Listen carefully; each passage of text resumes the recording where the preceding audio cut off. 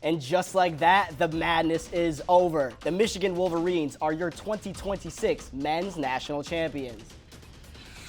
UCLA is back on top of the women's basketball world. The Bruins have captured their very first NCAA national championship. The UCLA blue and gold are forever golden. A dominant season is capped off with a dominant win and some hardware. I'm Haley Smith. Later, I'll introduce you to an unsung hero in the women's tournament and take one last look at how my bracket predictions lined up. And I'm Tamar Stubbs. I'll shed some light on an unsung hero in the men's tournament and take one final breakdown of my bracket predictions. Course in Session Post-Check Edition is live and starts right now.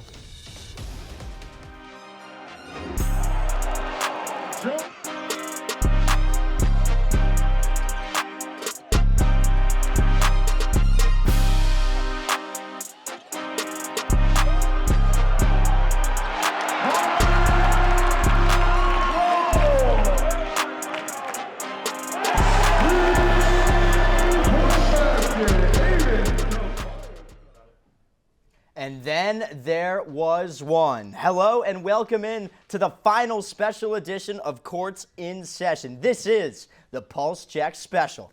We took this season as far as we could, and it all wraps up with the national championships this weekend. The Michigan Wolverines and the UCLA Bruins are your men's and women's national champions. The trophies were raised, the nets came down, and it's time to talk about it all. So, Pat, starting things off with the men, Michigan taking down UConn, final score of 69-63, and from Captain Connecticut himself. Yeah. What were your thoughts on that? Elliot Cadeau was given the most outstanding player of that game. Yeah, I think it was deserved that Elliot Cadeau won Most Outstanding Player for the Final Four.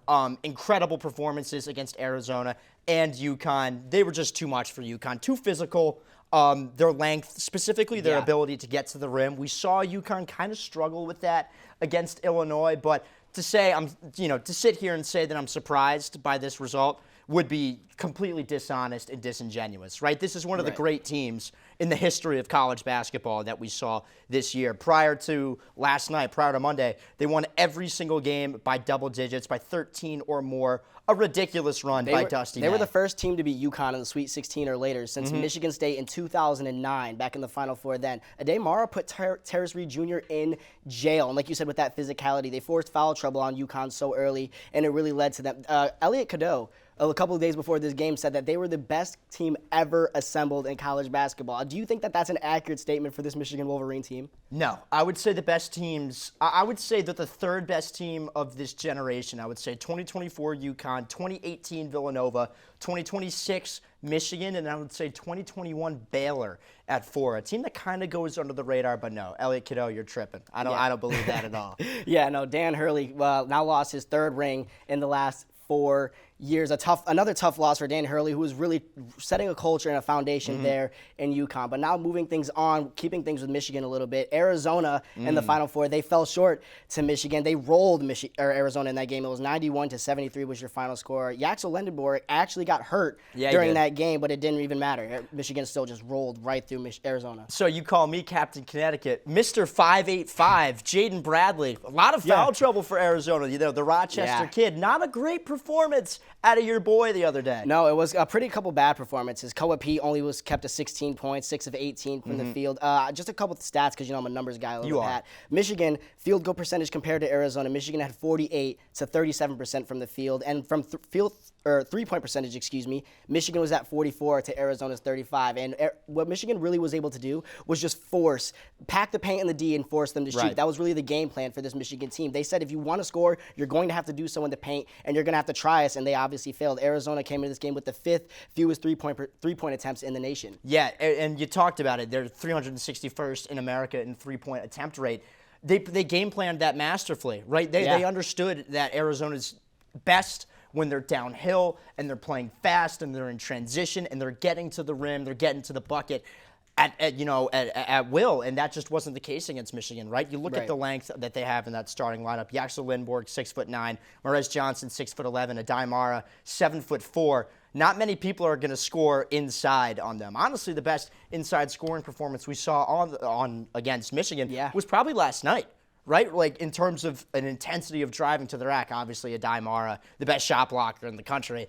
But, you know, they were just so good. Like Dusty May, I think, is the second best coach in college basketball. Right. He's paid like it. They give him a roster budget like he's the second best coach in college basketball.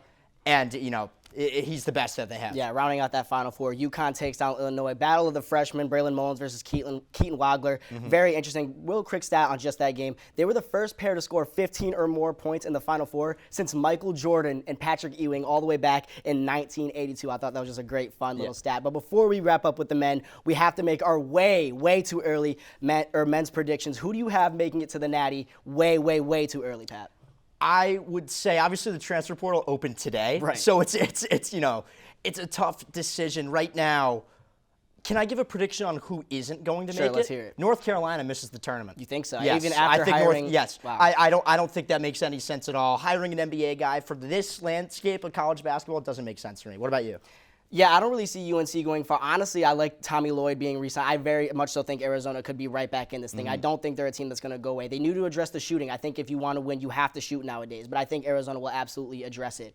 However, it's time to hear now from those who lived it, both on the winning side and on the losing side. When you make it to the Final Four, it means you had a great season. But there is still excitement and heartbreak for those winners and losers.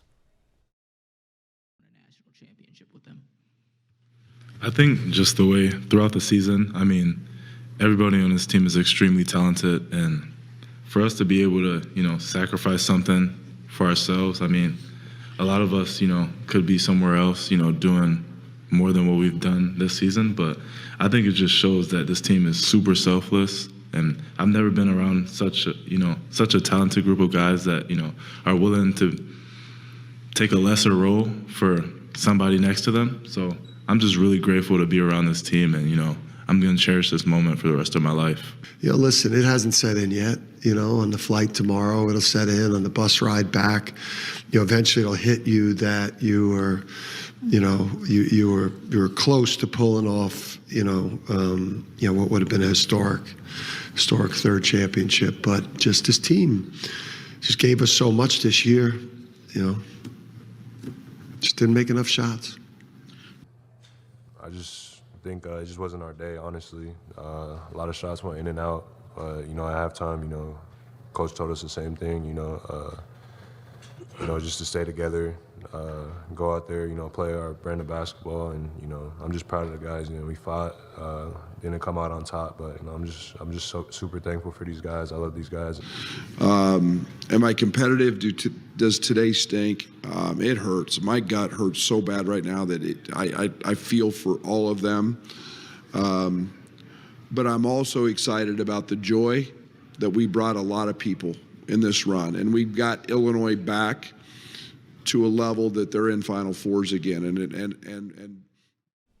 And just like that, we are on our first break of the show. Time really flies when you're having fun, but luckily for us and you guys, there's still plenty more fun to be had. Because when we return, we are breaking down a wild weekend of women's basketball out in Phoenix. The Pulse Check Special is back in 90. Welcome back to the Courts in Session Pulse Check Special. For the first time ever, the UCLA Bruins out of Westwood, LA are your national champions. A beatdown of the South Carolina Gamecocks took place down in Phoenix, Arizona, and the question of who'd win the battle of the Titans over in the women's bracket is finally over. And as you just said, Pat, it's finally over because a champion has been crowned. It is the UCLA Bruins for the first time in UCLA Bruins history. There's a little bit of an asterisk there. Yeah, they won the WNIT, but here at Temple, we count the NIT. That's a national championship. Yeah, right, but for UCLA, it's not. It counts as their first ever tournament win in March, so really a huge game for this UCLA team. Yeah, you know, what can you say? You go up against Dawn Staley, one of the emerging greats in the history of women's college basketball, and you beat the brakes off of them. right? Like only 19% from three, I believe 26% from the field. You have the stats over there. South Carolina, yeah. 13% from three. Yeah, I can throw some numbers at you. Yeah, South Carolina from three, 13% to UCLA's 42. Yeah. When you look at field goal percentages, UCLA 43, South Carolina 29. Even assist totals, UCLA at 23 and South Carolina at 9. Just a really jarring discrepancy when you look at these, because these are two incredibly dominant teams.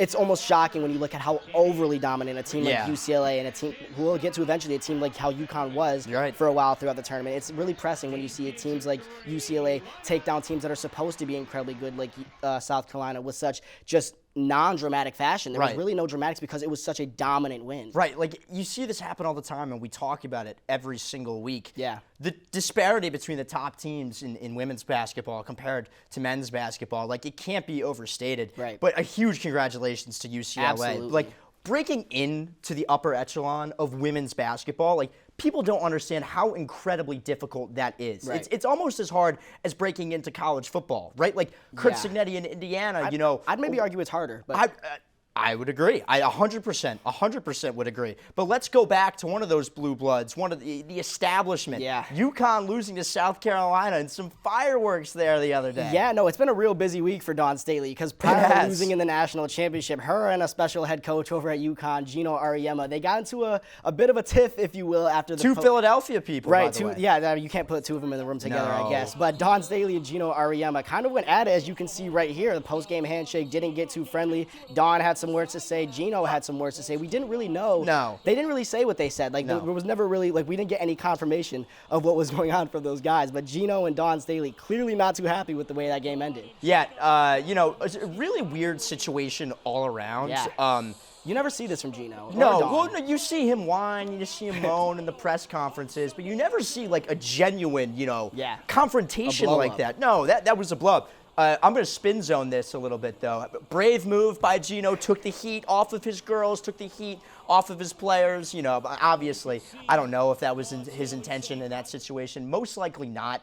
But, you know, from someone that has built women's basketball up to what he has, and Connecticut basketball up to what he has, that was a strange move. And obviously, you know, if you're a UConn fan, if you're a Connecticut resident, the spin zone here would be, that's why they're so good. Right. Because he hates losing that much, and losing means that much to that program. But at the same time, we got to show some class, man. And I know if he sees this, and I see him at the Hartford Golf Club this summer, I'm sure that, you know, he'll give me a little trouble about that. Got to show some class. Let's represent the state a little bit better, Gino. Yeah, in all honesty, I'm sure him and Dawn Staley will be fine. They had a relationship before. It's just in the moment of sports, it just gets really big and really emotional like this. But moving on now, we do have to talk about Texas, and also in the Final Four, they fell. They lost to UCLA. Right. Of course, final score 51. Ugly game. 51-44 was your final score. The Texas had a late charge, but Lauren Betts, obviously 16 points, just put that to bed for them. It was 28-21 at the end of the third quarter. We were watching that. It was not great.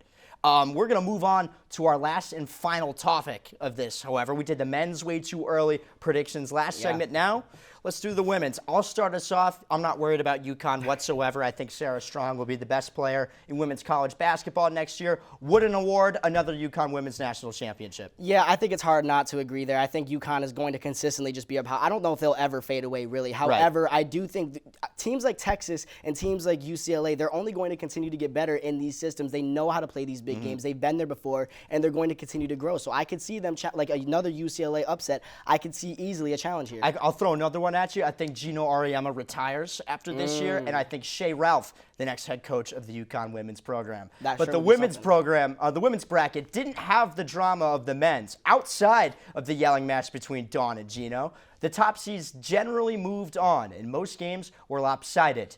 So now that it's over, the only thing left for us to do is hear the thoughts from both the victorious and the demoralized. Take a listen. How do you know we were going to win? I feel like I felt it in our prep. I mean, I felt like yesterday I knew that we were going to win just because we were so focused. And, you know, when you have a certain energy in practice and you wake up the next morning, you're like, we have done everything you could possibly do to be ready for a game. It's just like the confidence that you have. And I feel like our energy was just really good. And as soon as we came out the first couple minutes and everyone was just blocking in on what they needed to do and winning their one-on-one matches and rebounding, that was crucial. So, yeah, I could tell from the very beginning. Every 50-50 ball went their way. Every rebound, they got second, third, and fourth chance points. We, didn't do the little things. We didn't do the intangibles, and that's something that Coach talks about a lot. And when you're on this stage, you need to have that, and they did. I think we feel like in our locker room we let one get away. I think this one will haunt me, as the coach for probably till the day I die. You can ask Gino the question. He's the one that initiated the conversation. I don't want, what happened there to dampen what we were able to accomplish today. No, for 41 years I've been coaching and I've been, 25 Final Fours. And the protocol is before the game, you meet at half court. Anybody ever see that before? Two coaches meet at half court and they shake hands. Correct? You ever see it? They announce it on the loudspeaker. And I waited there for like 3 minutes. Gino with some frustration after the loss and an apology the next day. It was not, of course, his finest 24 hours. However, we are up on yet another break. Do not go anywhere. When we come back, America's favorite beat reporters, Haley and Tamar, will take the stage. Thanks, Pat. When we return, I'll highlight a player who flew under the radar but made a big impact in the women's tournament. And I'll do the same on the men's side. So many great performances, but I've narrowed it down to just one. The Pulse Check edition of Course in Session is coming right back. Welcome back. The final rounds of March Madness were just as maddening as we expected, but there were some players who took this to another level. We all know the MVPs, the first and second options on the team, the Batman and the Robin tandem. But what about Alfred, the glue player, the spark plug, the unsung heroes that makes these championship teams possible? First, the men. The Michigan Wolverines have a lot of outstanding players like the Big Ten Player of the Year in Yaxu, the dominant paint presence of Adai May, and a great player in Montez Johnson Jr. My unsung hero for the men's national championship, Michigan Wolverines, is their point guard Elliot Cadeau. Cadeau steers the Wolverines ship. The offense moves as he moves. Elliot gets his guys involved and keeps the offense organized. You can see it in the national championship game when he wasn't on the floor. It was kind of a free-for-all, and it led to a lot of miscues. It led to a lot of missed opportunities for Michigan. Cadeau puts an end to all of that. During the game against UConn, he created multiple offensive fouls, taking away the Huskies' possessions, not to mention leading the Wolverines in points. Let's go macro and look at the entire tournament run. Elliott has sneaky performances, 9 assists against Howard, 12 points and 7 assists on St. Louis. What about the next game? How many dimes he had? Is that 10 IC on Tennessee? Then 13-point and 10 assists double-double on Arizona. Elliott has been there on both sides of the floor. Without him, the Wolverines do not go this far. And I personally love it when a small guard impacts winning, especially a natty. Haley, who's your hero? My unsung hero for the women's tournament is senior guard Kiki Rice from UCLA. Rice put up big numbers by all margins with an average about 15 points and 6 rebounds per game. Some players turn up the heat in the postseason, but Rice has been a top contributor for the Bruins all season long, shooting 49% from the field, 38% from 3, and over 90% from the line. In the postseason, Rice had 77 points and made almost 43% from 3 and 94% from the line. These are the kind of numbers UCLA needed to win its first ever national title. Rice has now ended her college career, but was a top player for the Bruins in all 4 seasons. In her time at UCLA, she shot 86% from the line and almost 33% from 3, and about 45% from the field. Now the WNBA should be calling pretty soon. These standout players made all the difference when it came to taking home the trophy this year. These players may not get all of the glory, but they are the unsung heroes of the NCAA tournament run, at least in our eyes. Now it's back to our heroes here at TV3, Captain Dallahan and the X-Men back at the desk. Thank you guys for an excellent season of reliable hoops coverage. But we're up against another break, but don't check out of the studio just yet. We're not quite done with you guys. Because when we return, we're taking one final look at those brackets, even though I personally have been choosing not to look at mine. And for good reason. Sure. The Courts in Session Pulse Check Special is back soon. Welcome back to the final special edition of Courts in Session. And what comes next could possibly be my favorite thing we've ever done right here in TV3. Because why wouldn't it be? It's time to talk about brackets, and I'm going to talk first in order to do my best to save us all from Pat's reign of terror. So, starting out with mine, last week I had half of the Final Four right. I picked Michigan and Arizona to make it out of the Midwest and Western regions. The East and the South were a lot more rough on my bracket, however. Of course, I had it being Houston versus Kansas, and then Kansas decided to just leave in the round of 32, while the Cougars at least made it to the Sweet 16. This left two other teams in the Final Four, being Illinois, whose Eastern European swag took down my Houston Cougars 2 rounds earlier, and of course UConn and the bald-headed tyrant of a head coach that they have, who somehow managed to go to yet another championship game. UConn and the Wolverines would end up being your Final Four winners after some dominant performances, which set up your national title match between the Huskies and the Wolverines. Now, I actually did pick Michigan to make it all the way to the chip, so kudos to me for that. Haley, it's now your turn. Xavier, my bracket was already starting to fall apart last week, but Final Four play put the nail in the coffin. I had Duke beating Illinois. That buzzer beater from UConn in the Elite Eight is still haunting me and really did a number on my bracket. My pick for the second spot in the final was Arizona over Michigan, but the Wolverines absolutely dominated and found themselves in the national championship game. The Wildcats were my overall pick for the trophy, so that loss was the final hit to my bracket. Looking back on my bracket as a whole, my choice to take UVA all the way to the Final Four was my biggest downfall. Tamar, how did your bracket shape up? I'll break down my worst pick of the tournament, and that was Penn upsetting Illinois. As we all know, Illinois made an incredible run to the Final Four, and honestly, I had no excuse. In my heart, I knew Penn wasn't going to win.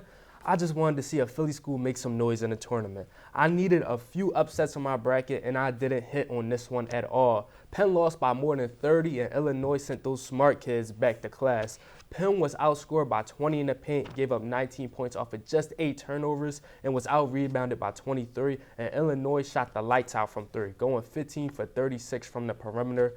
Listen, my bracket breaking, I got cooked like bacon, but there's always next year. My confidence is never shaken. But there is no next year for the next guy. Okay, Pat, it's time to gloat. Tamar, March into early April belonged to me.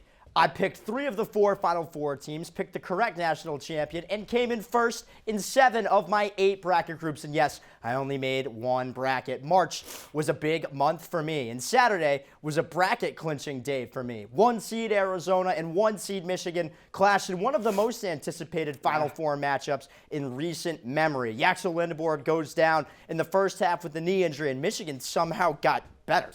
Yeah, the Wolverines dominated the Wildcats and cruised into Monday night against my hometown University of Connecticut Huskies. Obviously, I love my home state. I mean, X-Man calls me Captain Connecticut, so Monday night was a complicated one for me, but in a good way.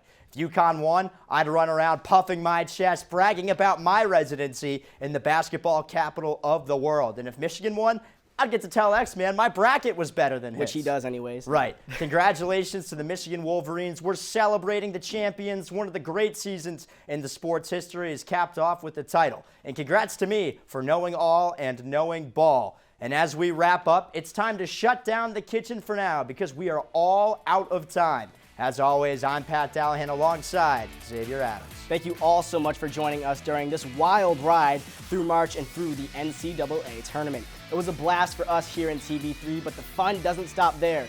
This Thursday at noon, at the same time, same place, our guys Emily Dino Terrace and Gabriel Linnington will be there to give you guys everything you need on all things Temple athletics. One more time, from our crew here in TV3, we say thank you for a wonderful season of college basketball, and we'll see you all soon. We sleep in May.